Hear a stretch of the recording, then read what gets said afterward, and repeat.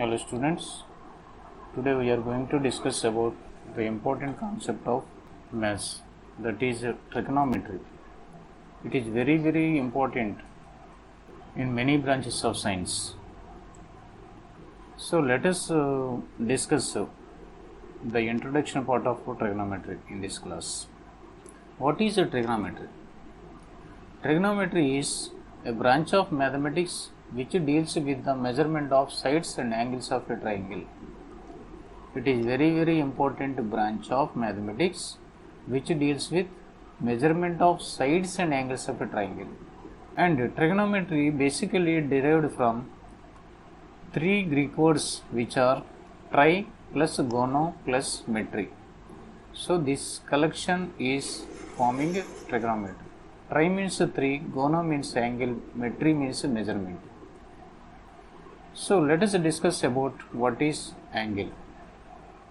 Angle, it is a measure of space between two intersecting lines. Intersecting lines are shapes. Here, let us say this is initial ray and the second one is terminal ray. The amount of rotation or the measure of the space between these two rays is called angle. The measure of the space between these two rays is called angle. Angle is the inclination of two rays. Angle is inclination of two rays. Or we can also define that the amount of rotation of the initial ray and the terminal ray is called angle. Okay. See here. Suppose if the angle is formed by two rays, here we can measure the angle in two ways, and one is a positive angle, other one is negative angle. If we measure the angle in the anti-clockwise direction as shown in the figure, anti-clockwise direction means this is initial ray and this is the second one is terminal ray. From initial ray to terminal ray, if we measure in the anti-clockwise sense, then it is treated as positive angle. On the other hand, if we measure the angle, this is other angle. If we measure the angle from terminal ray to initial ray in the clockwise direction, it is treated as negative angle. Okay. And we can measure the angles in three ways, in three systems of angles. మనకి ఏదైనా ఒక measurement కావాలనుకోండి, ఏదైనా ఒక angle measure చేయాలనుకోండి, three వేస్లో measure చేయొచ్చు. ఏదైనా physical క్వాంటిటీని measure చేయాలంటే దాన్ని ఫిజికల్ క్వాంటిటీని మెజర్ చేయాలంటే ఒక మెటీరియల్ మెజర్ చేయాలంటే దానికి ఒక యూనిట్ అంటూ కావాలి. అలాగే యాంగిల్ని మెజర్ చేయాలంటే to measure the angle we need a unit. That's why to measure the angles we need three kinds of systems. One is sexagesimal system and another one is centesimal system and another one is circular system. Sexagesimal system, centesimal system, circular system అంటే ఏంటో చూద్దాం. Okay, here generally we use a sexagesimal system and sexagesimal system and circular system to measure the angles. Understanding? So let us have brief look. Sexagesimal system. Here, this is OA ray and this is OB ray. The angle between these two rays is right angle. It is 90 degrees. Angle AOB is equal to here 90 degrees. Suppose in sexagesimal system, this right angle is divided into 90 equal parts. This right angle is divided into 90 equal parts as shown in the figure. Each part is called 1 degree. So, if it is divided into 90 equal parts, each part is called 1 degree as shown in the figure. The between consecutive parts is 1 degree. Okay, it is very important to know degrees. So here further 1 degree is further divided into 60 equal parts. ఇక్కడ ఉన్న 1 డిగ్రీని మనం 60 equal parts కింద divide చేసామనుకోండి, అందులో వచ్చే ఒక పార్ట్ని ఏమంటాం అంటే 1 minute అంటాం. 1 minute. 1 minute means 1/60th part of 1 degree. 1 degree in 60 equal part చేసిన తర్వాత అందులో వచ్చే ఈచ్ పార్ట్ని ఏమంటాం 1 minute and if 1 minute is further divided into 60 equal parts, then one part is called 1 second. So we can conclude that here 1 degree is equal to 60 minutes and 1 minute is equal to 60 seconds. Okay, and sexagesimal system generally the measurements are 360 degrees, 180 degrees, 270 degrees and 90 degrees, 30 degrees. Let us see how they are actually. 360 degrees means one complete rotation. If you consider one circle, or if initial ray after completion coincides with the terminal ray, initial ray and terminal ray ఒక complete rotation తర్వాత coincide అయితే 360 degrees చేసిందని అంటాం. It is called one complete rotation. ఇలాగే initial రే ఒకటి ఉంది, final రే. Complete rotation చేసిన తర్వాత ఇనిషియల్ రేతో టెర్మినల్ రే కోయిన్సైడ్ అయిపోతే ఇది కంప్లీట్ యాంగిల్ అంటాం. ఓకే, అలాగే 180 degrees అంటే స్ట్రైట్ యాంగిల్. ఇనిషియల్ రే టెర్మినల్ రే ఒకదానికొకటి ఆపోజిట్ డైరెక్షన్ ఉంటే దాన్ని స్ట్రైట్ యాంగిల్ అంటాం. Straight angle is as shown in the figure. This is half of complete angle. And third one is 270 degrees angle is as shown in the figure. After straight angle, if it makes one more 90 degrees angle, then it becomes a 270 degrees angle. Okay, as shown in the figure. Or 3 right angles, it is equal to 3 right angles. And one more thing, 90 degrees angle. If OA and OB perpendicular to each other as shown in the figure, this is the 90 degrees angle. So this is L shaped. యాక్చువల్గా OA రే OB రేతో L షేప్లో ఉంటుంది అనమాట. ఇలాంటి రేని ఏమంటామంటే, ఇలాంటి యాంగిల్ని ఏమంటామంటే 90 degrees are right angle అని అంటాం. నెక్స్ట్ అక్యూట్ యాంగిల్ అంటే 90 degrees కంటే తక్కువ ఉండే ప్రతి యాంగిల్ని అక్యూట్ యాంగిల్ అంటాం. ఇక్కడ ఓఏ ఓబీ ఒకదానికోటి ఎలా ఉన్నాయంటే 90 degrees కంటే తక్కువ యాంగిల్తో ఉన్నాయి, కాబట్టి దీన్ని 30 degrees. జనరల్గా సెక్సాగెసిమల్లో డిగ్రీస్లో మెజర్ చేస్తామన్నమాట యాంగిల్స్ని. Okay, next we discuss about centesimal system. In centesimal system, one right angle is divided into 100 equal parts. ఇది రైట్ యాంగిల్ కదా, ఈ రైట్ యాంగిల్ ఓఏ అనేది ఒక సైడు, ఓబీ అనేది అదర్ రే అని తీసుకుంటే ఈ రెండింటికి ఎల్ షేప్లో ఉంటే రైట్ యాంగిల్ ఫామ్ అయింది అని అంటాం. ఈ రైట్ యాంగిల్ని 100 ఈక్వల్ పార్ట్స్ చేస్తే ఒక పార్ట్ని ఏమంటామంటే వన్ గ్రేడియంట్ అంటాం, gradient. So here in this system one right angle is divided into 100 equal parts as shown in the figure, and each part is one gradient. One gradient generally denoted with 1 power g. Okay, 1 to the power g అని రాస్తే గ్రేడియంట్స్లో చెప్పినట్టు అవుతుంది. Each grade is further divided into 100 minutes. Each గ్రేడ్ని 100 equal part చేస్తే each పార్ట్ని ఏమంటే 1 minute అంటాం. And again 1 minute is divided into 100 equal parts and each part is called 1 second. Okay, this is about gradient system. Let us have brief look on circular system. It is very important system in measuring the angles. Usually here this is a circle. R is the radius of the circle. ఇది ఒక circle అయితే కనుక ఈ centre అనుకుంటాం కదా, దీని యొక్క length మనం కన్సిడర్ చేస్తే దీని మీద ఉన్న లెంగ్త్ని, ఈ లెంగ్త్ ఎంత ఉండాలంటే అక్కడ ఉన్న రేడియస్కి ఈక్వల్గా ఉండాలి. ఇది రేడియస్ ఆర్ అనుకుంటే ఆర్ లెంగ్త్ ఉన్నటువంటి ఒక ఆర్క్ను మనం కన్సిడర్ చేస్తే అది సెంటర్ దగ్గర చేసే యాంగిల్ని 1 radian అంటాం.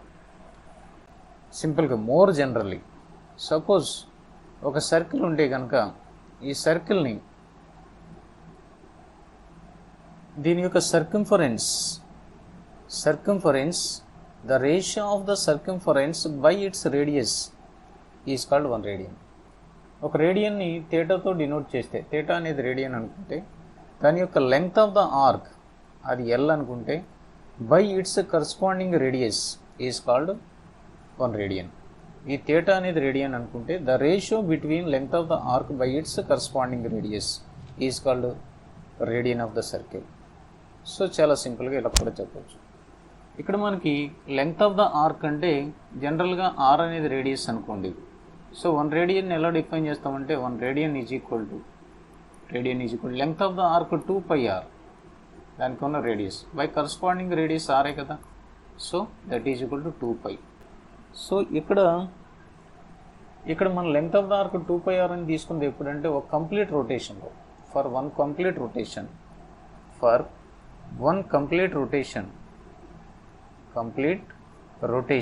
ఒక రొటేషన్ కంప్లీట్గా rotation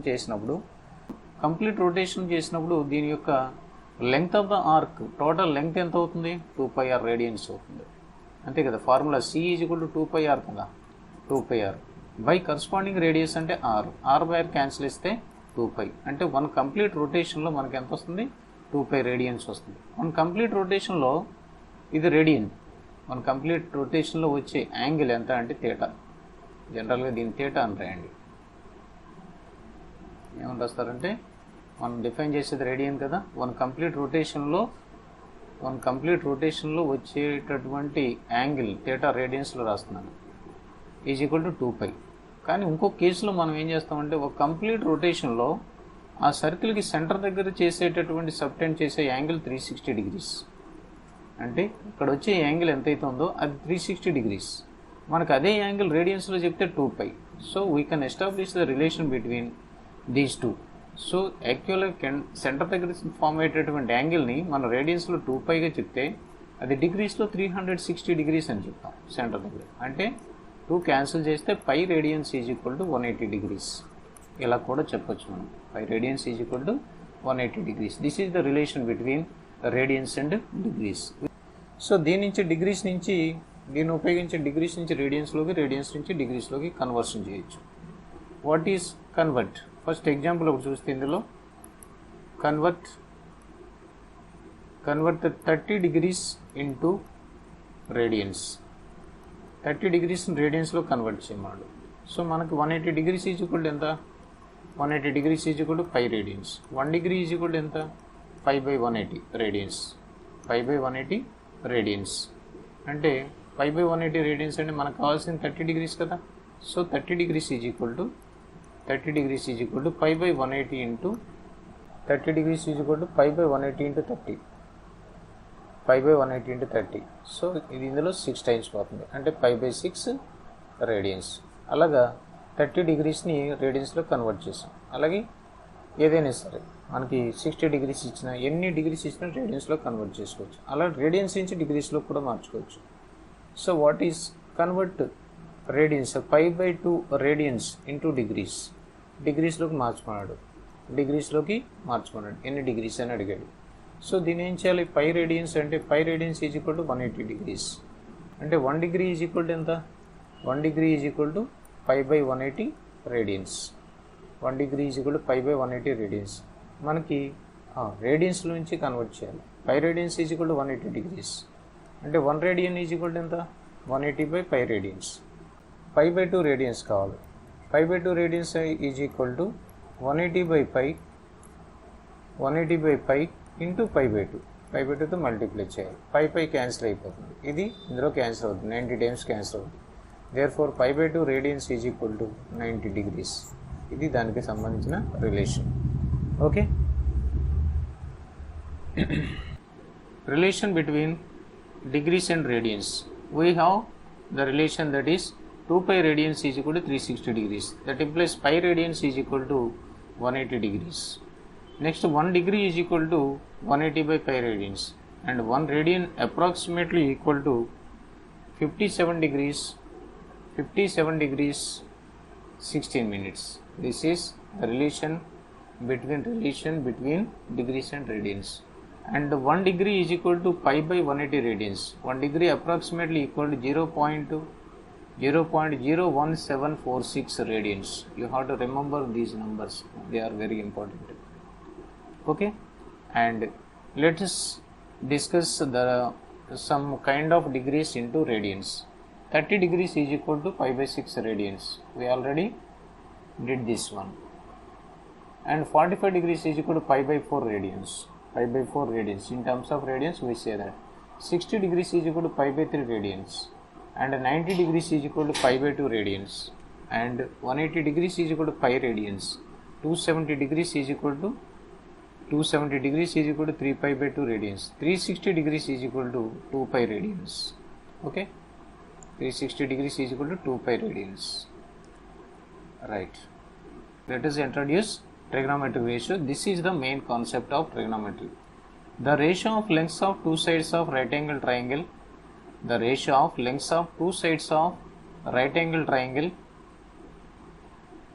is called trigonometric ratio. ఒక రైట్ యాంగిల్ ట్రయాంగిల్ మనం కన్సిడర్ చేసాం. బి దగ్గర రైట్ యాంగిల్ అనమాట. ఈ రైట్ యాంగిల్ ట్రయాంగిల్లో ఏ టూ సైడ్స్ మధ్యలో అయిన రేషియోని మనం ట్రిగ్నోమెట్రిక్ రేషియో అంటాం.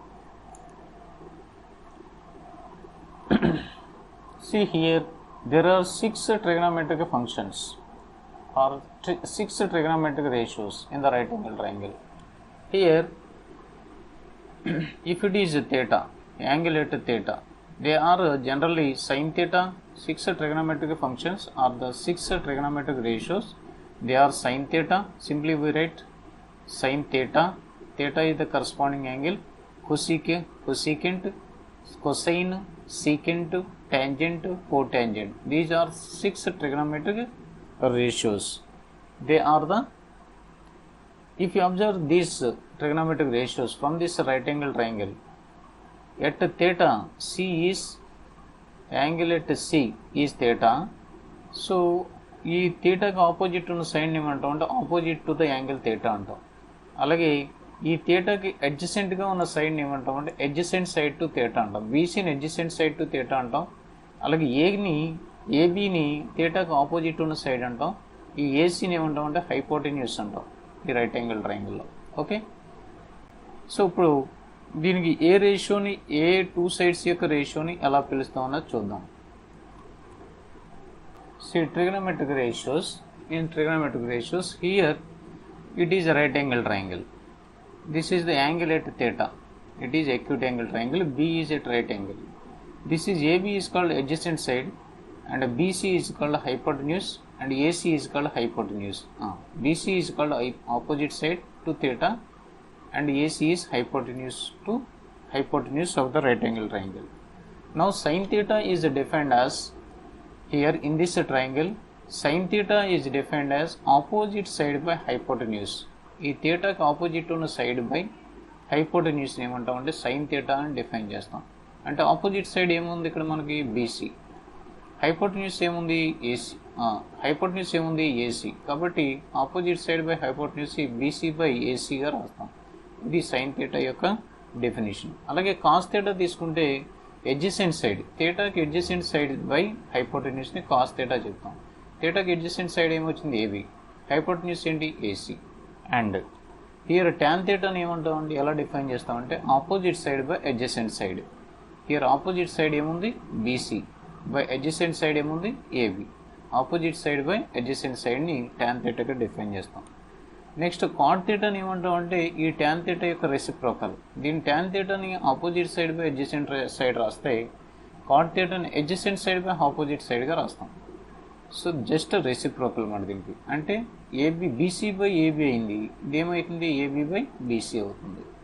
నెక్స్ట్ సీకెంట్ థీటాని ఏమని రాస్తామంటే hypotenuse by adjacent side. Secant theta అనేది కాస్ థీటాకి రెసిప్రోకల్ అనమాట. కాస్ థీటాని అడ్జసెంట్ సైడ్ బై హైపోటెన్యూస్ రాస్తే సీకెంట్ థీటాని హైపోటెన్యూస్ బై అడ్జసెంట్ సైడ్గా రాస్తాం ఈ రైట్ యాంగిల్ ట్రయాంగిల్లో. అలాగే కొసీకెంట్ థీటాని ఎలా రాస్తామంటే హైపోటెన్యూస్ బై ఆపోజిట్ సైడ్గా రాస్తాం. ఇచ్ ఈస్ రెసిప్రోకల్ ఆఫ్, అంటే దీనికి కాన్వర్స్, దీన్ని తిరగేసి రాస్తే కొసీకెంట్ థీటా అవుతుంది. ఇవి ట్రిగనోమెట్రిక్ రేషియోస్ అన్నమాట. ఓకే,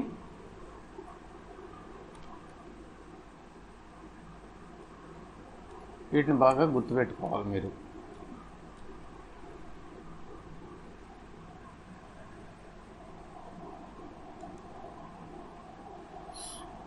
నెక్స్ట్ చూస్తే రెసిప్రోకల్ రిలేషన్స్. మనం కొసీకెంట్ థీటా సైన్ థీటా ఒకదానికొకటి రెసిప్రోకల్ అనుకున్నాం కదా. సో ఇందాక మనం డిస్కస్ చేసిన పాయింట్ని ఇప్పుడు ఒకసారి చూస్తే అక్కడ వచ్చిన మనకి sine theta by cosecant theta. Sine theta ఏమొచ్చింది opposite side by adjacent side వచ్చింది. ఒకసారి చూడండి sine theta AB BC by AC. ఆ సైన్ థీటాని ఈ కొసీకెంట్ థీటా తోటి మల్టిప్లై చేస్తే ఏమవుతుంది, సైన్ థీటా కొసీకెంట్ థీటా ఒకదానికొకటి రెసిప్రోకల్ కాబట్టి if they are multiplied together then what we get 1 because they are inverse to each other. Sine theta BC by AC రాస్తే cosecant theta AC by BC. So AC AC BC BC cancel అయిపోతే 1 అవుతుంది. అలాగే మనం ఏం చెప్పొచ్చు అంటే sine theta into cosecant theta is equal to 1 అని రాయొచ్చు. అంతేకాకుండా కొసీకెంట్ థీటా అనేది సైన్ థీటా యొక్క రెసిప్రోకల్ అని చెప్పొచ్చు ఇది ఇటువైపు తీసుకొస్తే ఈ విధంగా. అలాగే secant theta into cosecant theta కూడా 1 అవుతుంది. Secant theta AB by AC కదా, అలాగే cos theta AB by AC కదా, secant theta AC by AB. So ఈ రెండింటిని మల్టిప్లై చేస్తే 1 వస్తుంది. అంచేత కొసీకెంట్ థీటా సీకెంట్ థీటా అనేది కాస్ థీటాకి రెసిప్రోకల్. ఆ రెండింటిని మల్టిప్లై చేస్తే 1 వచ్చింది కాబట్టి అంటే secant theta is equal to 1 by cos థీటాగా రాయొచ్చు. In the same manner cot theta into tan theta is equal to 1 అవుతుంది. అంతేకాకుండా cot theta into tan theta is equal to 1 అనేది ఒక ఐడెంటిటీ అవుతుంది మనకి. Okay, cot theta is equal to 1 by tan థీటాగా కూడా రాయొచ్చు. నెక్స్ట్ చూడండి క్వశ్చన్ రిలేషన్స్. ఇక్కడ మనకి టాన్ థీటా అనే దాన్ని మనం ఎలా రాసాం, బీసీ బై ఏబీగా రాసాం. టాన్ థీటాని ఎలా డిఫైన్ చేస్తాడు, ఆపోజిట్ సైడ్ బై అడ్జసెంట్ సైడ్గా రాస్తాడు. ఆపోజిట్ బోత్ని న్యూమరేటర్ డినామినేటర్ని ఏసీతో డివైడ్ చేసామనుకోండి బీసీ బై ఏసీ అనేది వస్తుంది. బీసీ బై ఏసీ దేనికి, సైన్ థీటాకి. ఆపోజిట్ సైడ్ బై హైపోటెన్యూస్ దేనికని చెప్పాం, సైన్ థీటా. కాబట్టి పైన ఉన్న న్యూమరేటర్ బదులు సైన్ థీటా రాయొచ్చు.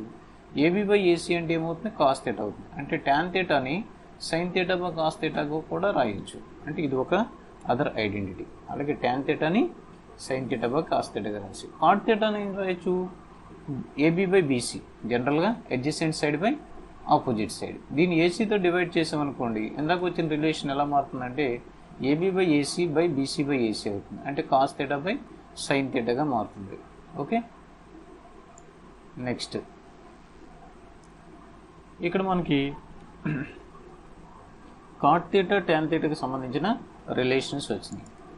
ఇప్పుడు cot theta is equal to ఎలా రాయొచ్చు అంటే cos theta by sine theta అని వచ్చింది అన్నమాట ఫైనల్గా. నెక్స్ట్ ఇప్పుడు చూడండి ఇఫ్ 5 ఇప్పుడు మనకి ఒక ప్రాబ్లం చూద్దాం. 5 sine A is equal to 3 అయితే కాస్ ఏ ఎంత అవుతుంది అనేది మనం క్యాలిక్యులేట్ చేయాలి.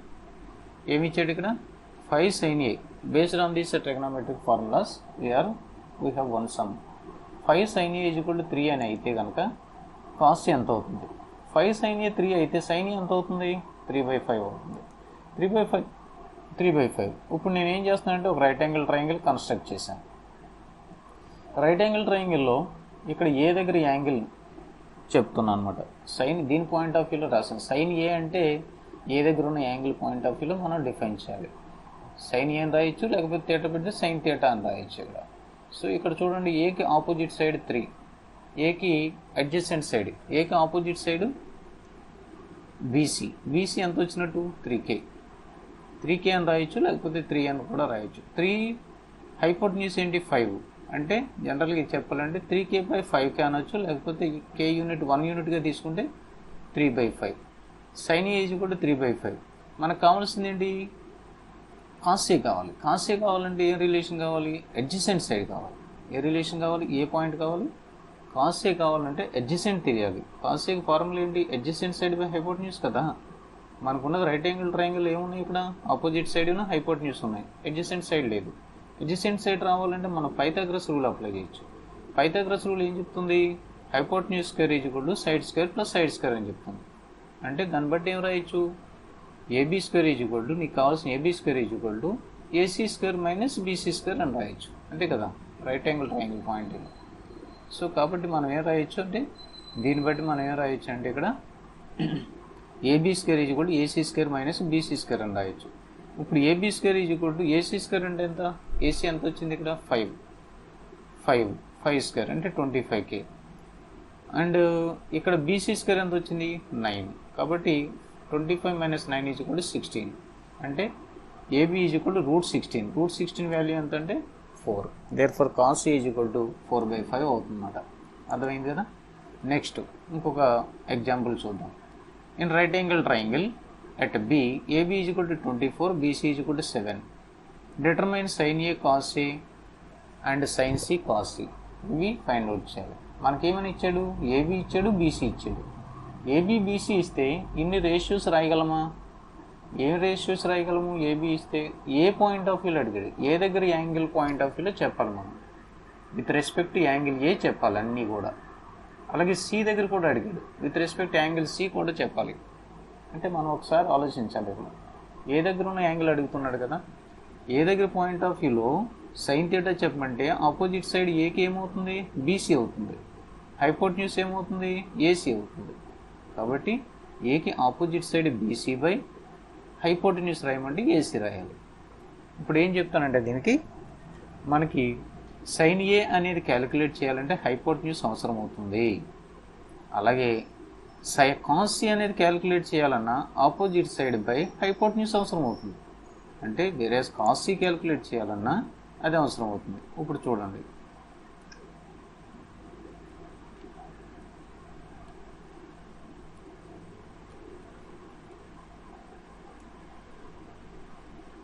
చూడండి, మనకి ఇచ్చింది, దీన్ని బట్టి మనకు హైపోటెన్యూస్ అవసరం అని అర్థమైంది.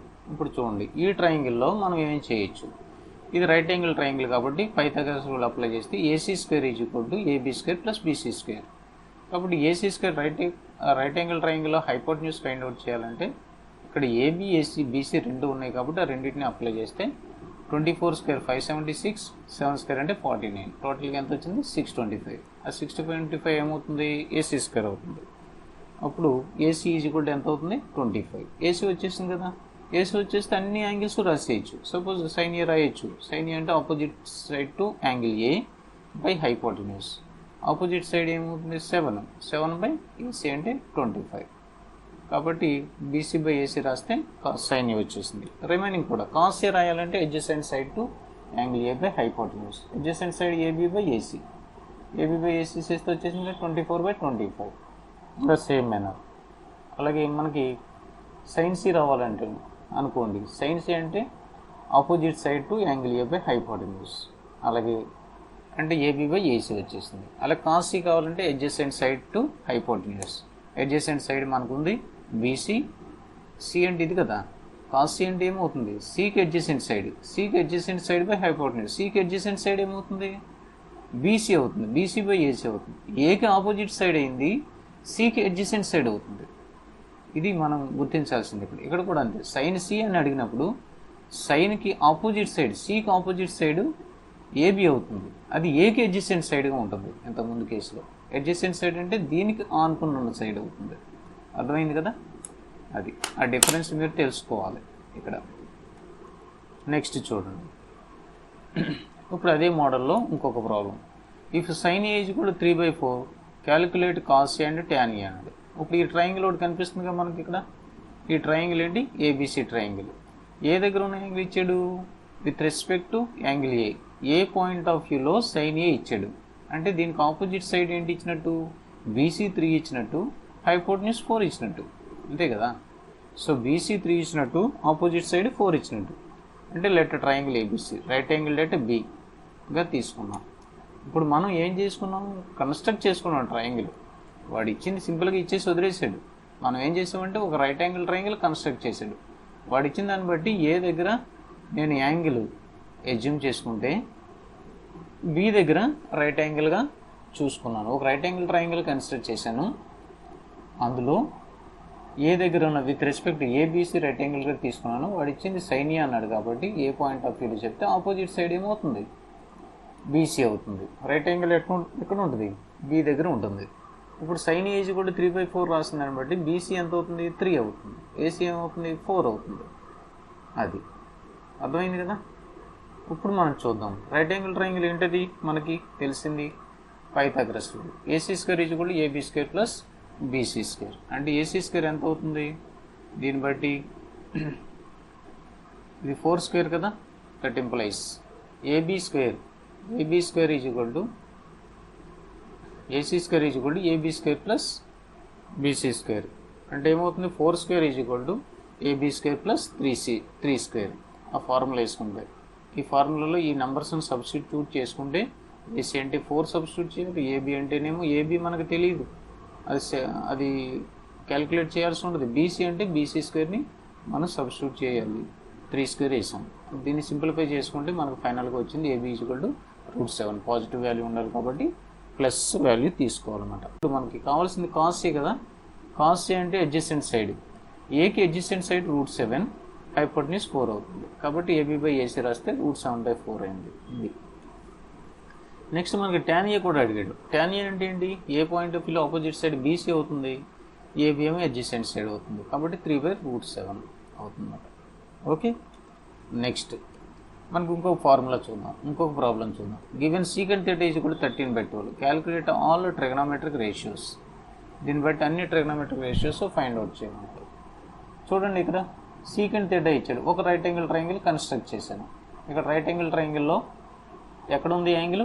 ఏ దగ్గర థీటా యాంగిల్ తీసుకున్నాం. దీని యొక్క అడ్జసెంట్ సైడ్ ఏమవుతుంది? వాడు ఇచ్చిన దాన్ని బట్టి సీకెంట్ థీటా అంటే ఫార్ములా ఏంటి? సీకెంట్ థీటా అంటే hypotenuse by adjacent side. Secant theta ఏంటి formula? Hypotenuse by adjacent side. కాబట్టి హైపోటెన్యూస్ 13 వేసుకోవాలి, అడ్జసెంట్ సైడ్ 12 వేసుకోవాలి. బి దగ్గర రైట్ యాంగిల్ పెట్టుకున్నాం. ఇప్పుడు చూడండి, రైట్ యాంగిల్ ట్రయాంగిల్ ఆ విధంగా కన్స్ట్రక్ట్ చేస్తే బి దగ్గర రైట్ యాంగిల్ వచ్చింది. ఇప్పుడు పైథాగరస్ థియరం అప్లై చేస్తే AC² = AB² + AC².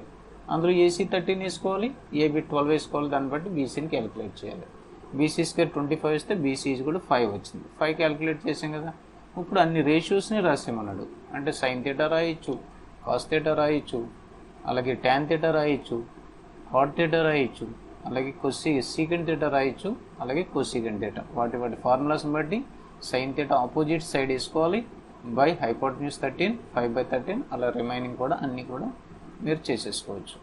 Okay, next ఇక్కడ మనకు ఇంకొక ప్రాబ్లం ఉంది.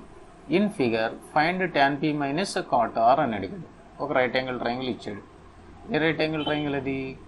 PQR అనే రైట్ యాంగిల్ ట్రయాంగిల్ ఇచ్చాడు. ఈ PQR రైట్ యాంగిల్ ట్రయాంగిల్లో tan P - cot R ఎంత? ఈ రేషియోస్ సైడ్స్ లెంగ్త్స్ కూడా ఇచ్చేసాడు. ఈ సైడ్స్ లెంగ్త్స్ ఇచ్చేసాడు. ఈ లెంగ్త్స్ని ఉపయోగించి మీరు tan P - cot R ఎలా క్యాలిక్యులేట్ చేస్తారు చూడండి. ఇక్కడ ఇన్ ట్రయాంగిల్ PQR మనకు తెలిసింది ఏంటి ఫార్ములా?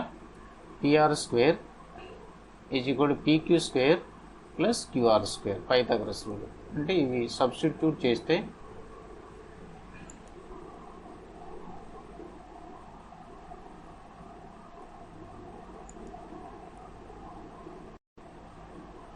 ఒకవేళ మీకు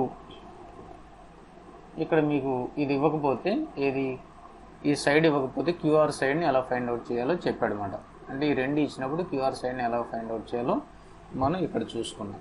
ఇప్పుడు tan P = 5/12. ఏం చేద్దాం? వాడు ఇచ్చిన ఆపోజిట్ సైడ్ QR అవుతుంది, అడ్జసెంట్ సైడ్ 12 అవుతుంది. దాన్ని బట్టి సో ఇప్పుడు కాట్ ఏమవుతుంది? cot R ఏమవుతుంది? cot R ఏమవుతుందంటే కాట్కి adjacent side by hypotenuse formula. Cot formula cot R = కాట్కి adjacent side QR by opposite side QP. కాబట్టి QR ఎంత ఉంది? 5 ఉంది. QP ఎంత ఉంది? 12 ఉంది. కాబట్టి 5/12. ఈ విధంగా మనం దాన్ని చెప్పొచ్చు. ఓకే, ఇప్పుడు tan P - cot R చెప్పాలి అంటే tan P ఎంత వచ్చింది మనకి? 5/12 వచ్చింది. cot R ఎంత వచ్చింది? 5/12 వచ్చింది. అంటే రెండింటిని డిఫరెన్స్ చేస్తే ఎంత అవుతుంది?